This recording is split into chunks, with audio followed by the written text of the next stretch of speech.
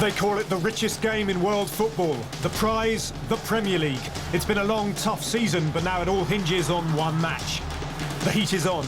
It's a fitting venue, Wembley, the home of football.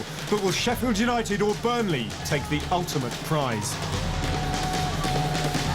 And there's so much at stake as Millwall and Scunthorpe play for a place in the Championship, while Shrewsbury and Gillingham aim for League One.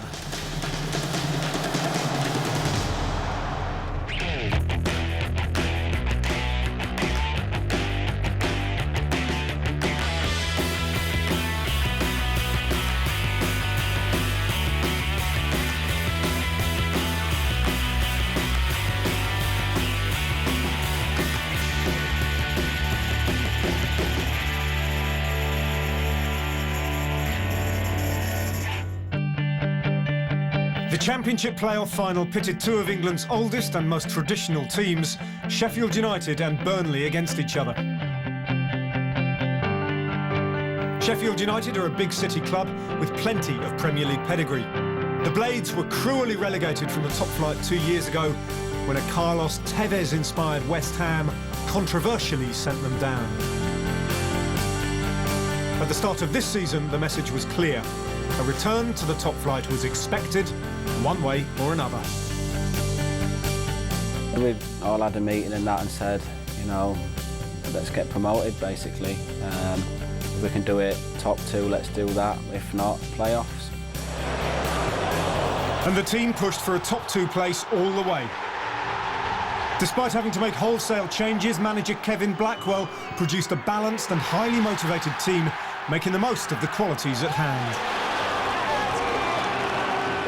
I think the team spirit, the camaraderie that they've sort of engendered over the season. We've got some very good young players, so that youthful exuberance is a strength for us. And quality leadership. In fact, automatic promotion was still possible going into their last match of the regular season at Crystal Palace. The game was funny actually, it just seemed to go really fast. All the fans were there, getting behind us, and we didn't know any of the scores, you know, the Reading scores and that, so for the whole 90 minutes we're thinking we've still got a chance of going up. Results elsewhere ultimately consigned United to third and another bite at the cherry through the playoff system. There they would face sixth place Preston in the semi-final. And that match would turn out to be a cracker. The games were absolutely superb. Preston took the lead at Deepdale, but the Blades drew that game thanks to Brian Howard's strike. What is it from Howard? And the job was finished off at Bramall Lane in another entertaining encounter. Half up, yes!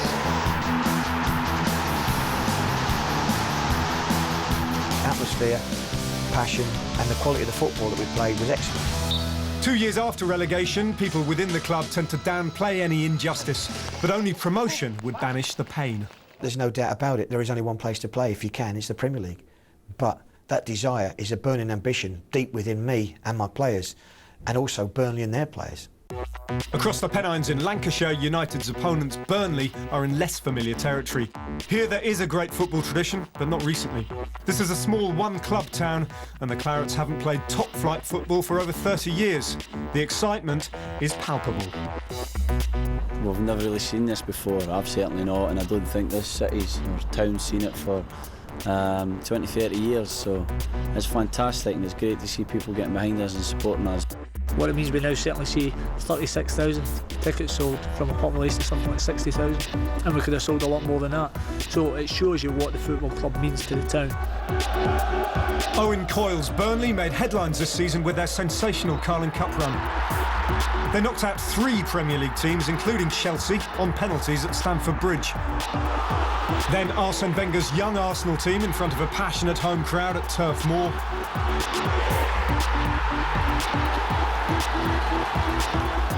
And in the semi-final, the Clarets were just a minute away from beating Tottenham before their Wembley hopes were dashed in the final minutes of extra time.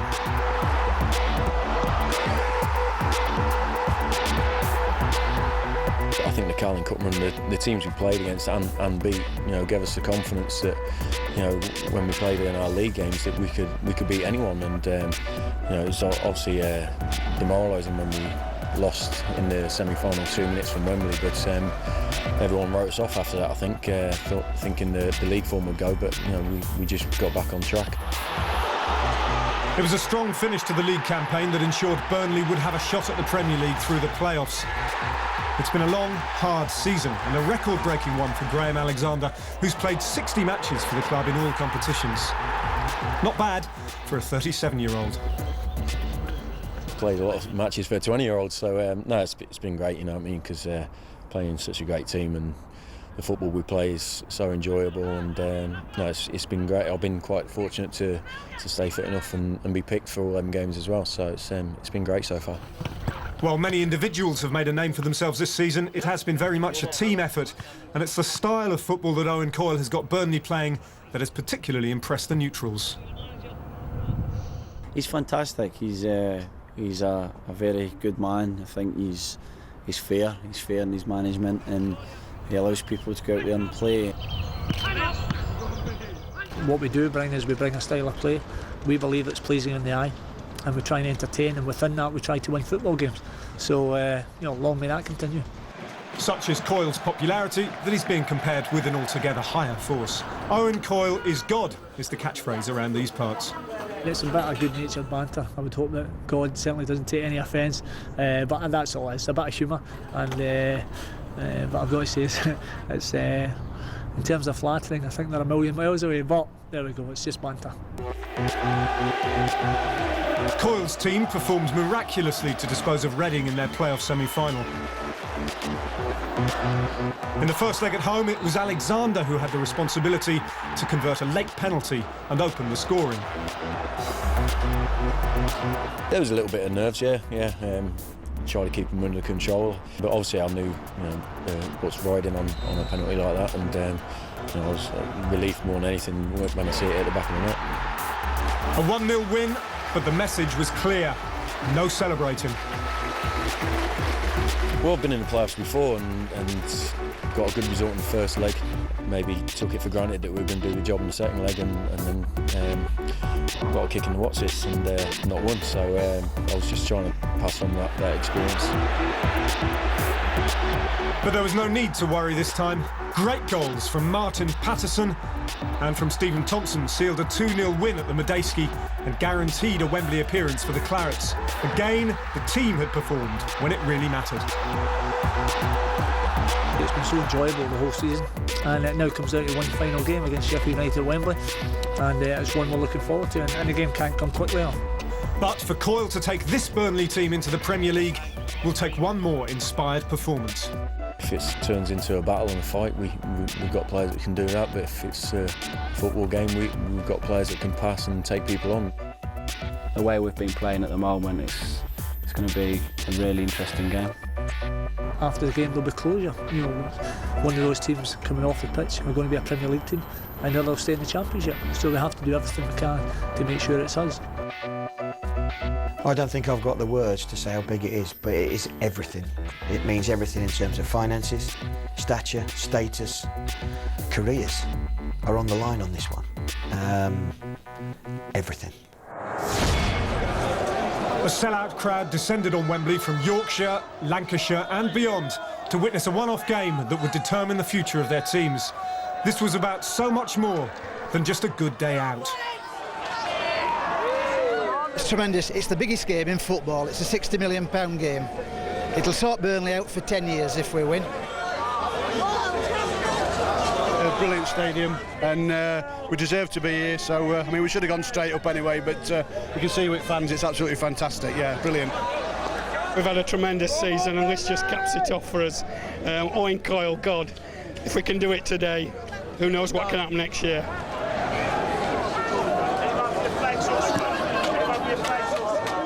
I'm fed up of being a bridesmaid. We're going to win! So, Burnley finally got to sample the Wembley atmosphere that they were so close to in their Carling Cup run.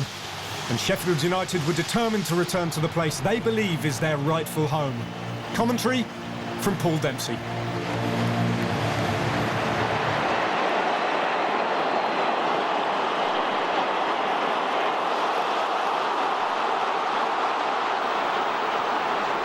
Here comes McCann, half chance maybe for Burnley, very important challenge by Kilgallen. Goal for Burnley! Against the run of play, but they will not care. The first time that they actually made any inroads. And what a strike! Unerringly into the top corner by Elliott. Again, that surging pace from fullback. Mike Dean with the decision to make here. And there's no doubt that Brian Howard seemed to get goal side. There was certainly a challenge on him from behind in the penalty area. Howard, for one, couldn't believe it wasn't a penalty. The man who did the damage, Elliott, finding plenty of room. And here's another who can, Patterson. That's his effort. It would have been just like Martin Patterson to come up with something even more special than Elliott's opener.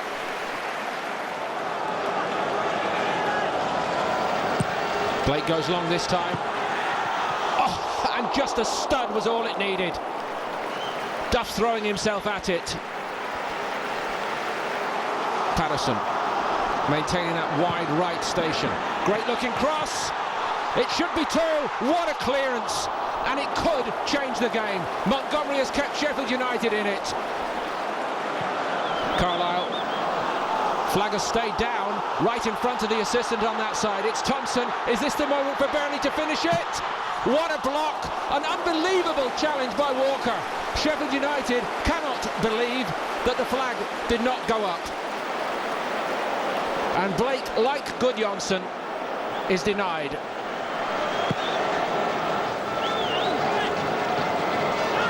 Seemed to be a hand there, but they can have no dispute about that one. Card too.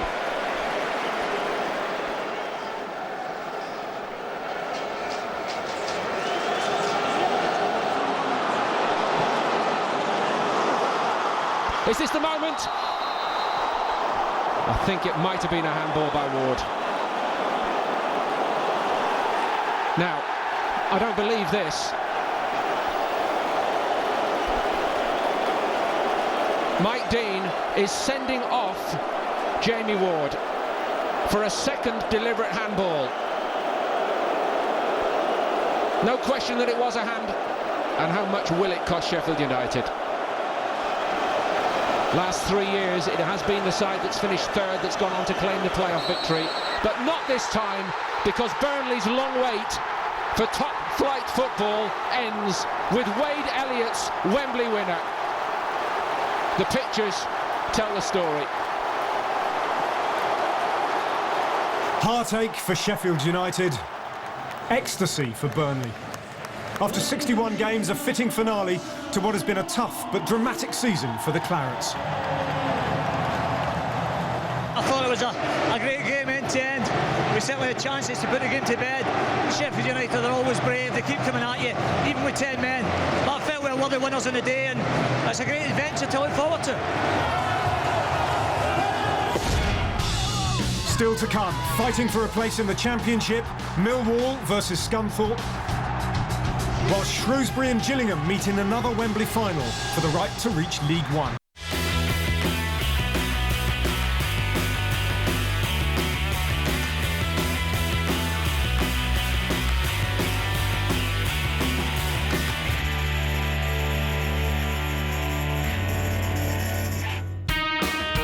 The League One playoff final pitches Millwall against Scunthorpe.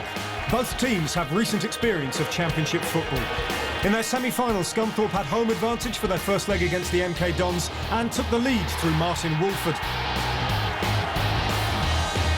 But Aaron Wilbraham's equaliser meant it was all to play for in the second leg. There were no goals at the Stadium MK, and the match went to sudden death penalties. Torre Andre Flo's miss handed Scunthorpe a second Wembley final of the season.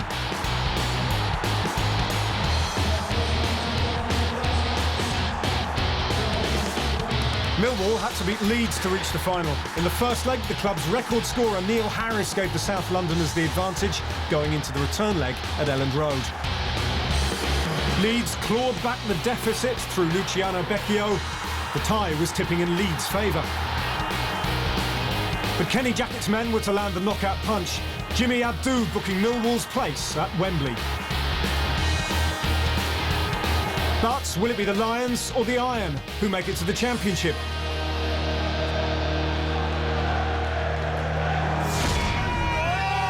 So to Wembley for the League One playoff final, and it was Millwall with the lion's share of the fans in northwest London, the capital club selling an incredible 45,000 tickets for this clash.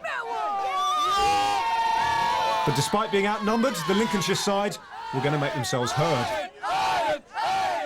It's a fan's dream. Second time in 7 weeks the Iron are at Wembley. It's unbelievable. 9,300 of ours against 50,000 Millwall Lions. It's going to be an awesome day. Standing in their way, a team who have been revitalised under manager Kenny Jackett. We were nowhere 18 months ago. He's turning this club round. We're going up, up, up. Both sets of fans then were confident. We're going to do it this time. 1-0 Scunny. 3-0, I reckon. 3-0. 1-0, I think. It's going to be tight. Scunthorpe played Luton in the Johnson's Paint Trophy final at Wembley just 2 months ago. That time they lost the thriller by 3-2. This time round there was an entire season of hard work at stake. Commentary comes from Kevin Keatings.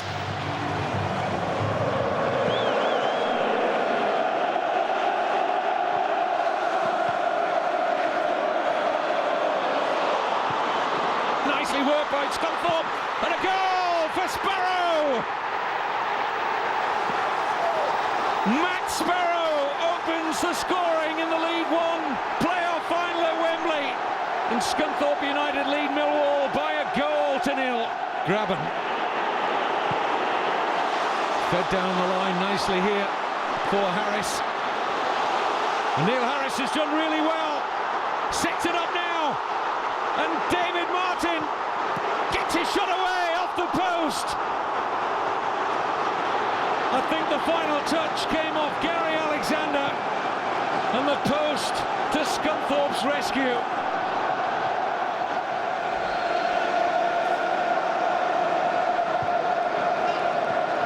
Alexander took that nicely on the chest, goes for goal!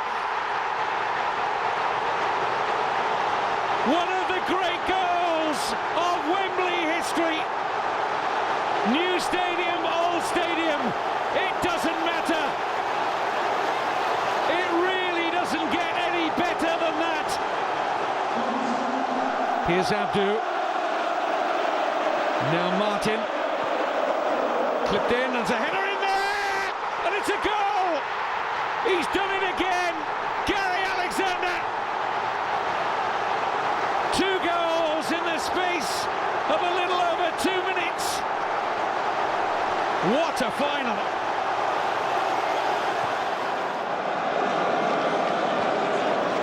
Held up well, and this is Wolford, breezes past Whitbread. Chance now, surely for Sparrow! Matt Sparrow with his second goal of this truly outstanding League One playoff final.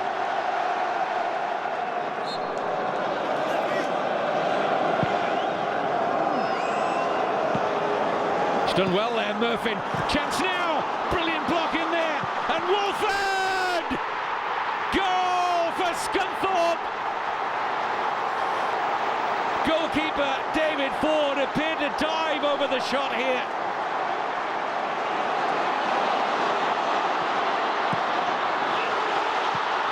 They're looking for a flag, Scunthorpe. And Neil Harris had the chance. Oh, he had the chance.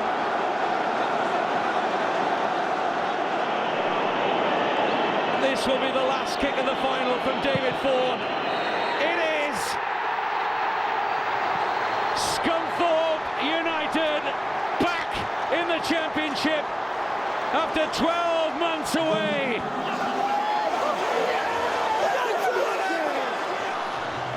So, Scunthorpe make an immediate return to the Championship. The team only secured a playoff place on the last day of the season, but the momentum has taken them all the way. We played non-league football last year and to come to this, we're playing in the Championship this year. It's unbelievable, can't put it into words. Emotional's the word, dearie me. What a magnificent group of people. 60 games we played this year. bounced back from the horrible feeling of defeat, and we've come and won it. Absolutely brilliant.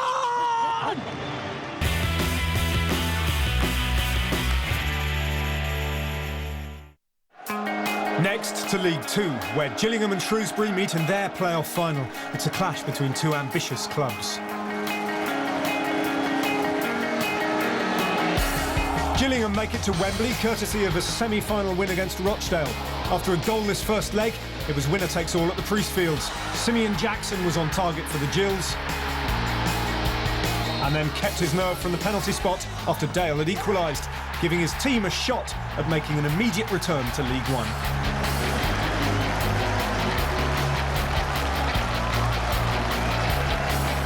Their opponent Shrewsbury made it through to this final by the narrowest of margins. A spectacular own goal from Neil Ashton lost them the first leg against Bury. But Kevin McIntyre's second leg strike sent the tie to extra time and penalties. And young goalkeeper Luke Daniels was the hero, sending the Shrews to the final. But will it be Paul Simpson or Mark Stimpson's men who will be celebrating at Wembley? Another huge crowd greeted the players of Shrewsbury and Gillingham at this famous arena. Another day to remember, an experience of a lifetime, but a job to be done on the pitch with so much at stake. Gillingham were relegated from League One a year ago and were determined to make a quick return. And the Kent side were looking dangerous from set pieces. John Nutter with the shot. But a combination of keeper Luke Daniels and Shrews top striker Grant Holt kept the ball out of the net. With half-time approaching, a long throw was launched into the Shrewsbury area, but midfielder Josh Wright, on loan from Charlton, was denied by Daniels.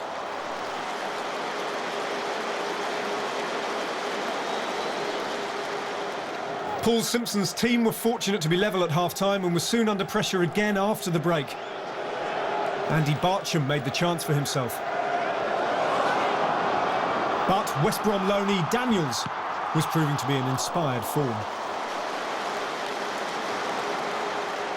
Mark Stimpson's Gillingham were beaten 7-0 by Shrewsbury earlier in the season, and they were finally given something to worry about at Wembley. But Ben Davies's fine volley was kept out by Simon Royce. The Shrews finally came out of their shell. Kevin McIntyre had a great chance to give his team the lead, but his header was way off target. Then, with the 90-minute mark approaching, the game looked destined for extra time, until Simeon Jackson's header broke the deadlock. Late drama at Wembley, and joy for the Gills.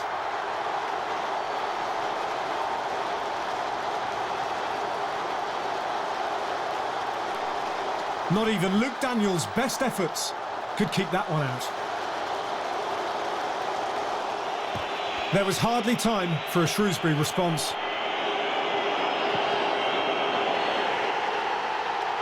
Gillingham returned to League One at the first time of asking. Shrewsbury will have to try all over again next season. A huge success for Mark Stimpson, who has rebuilt this team since taking over 18 months ago.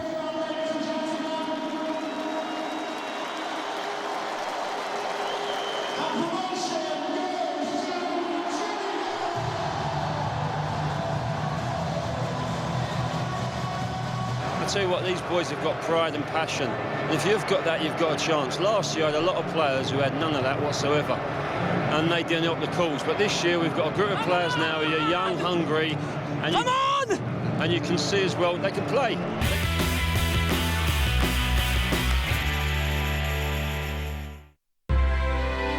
There's been high drama, intense passion and great football. It's been another memorable season in the Football League. We'll have a full review of the season in next week's show. See you then.